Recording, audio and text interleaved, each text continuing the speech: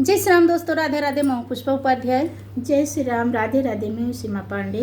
और आज हम दोनों मिलके एक सगुन गीत सुनाएंगे।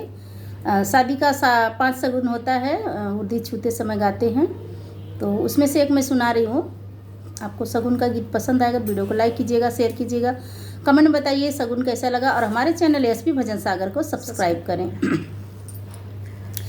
अरे अरे सगुनी, अरे अरे सगुनी, सगुन वाली हले ठाड़, तो हरे सगुन वाए सगुनी होला मोर बिया, तो हरे सगुन वाए सगुनी होला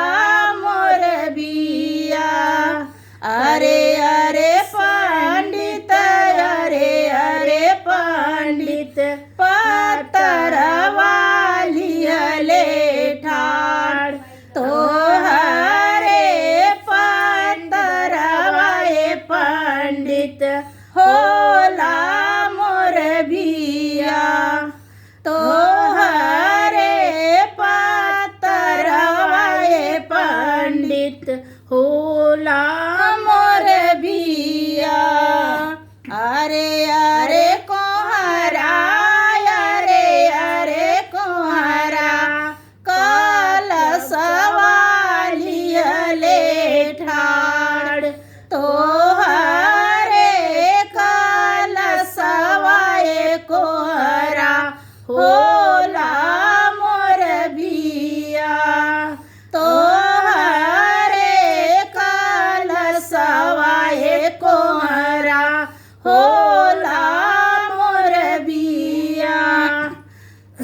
अरे अरे मलिया, अरे अरे मलिया, मौर वाली हले ठाड़, तो हरे मौर वाए मलिया होला मोर बिया, तो हरे मौर वाए मलिया होला मोर बिया।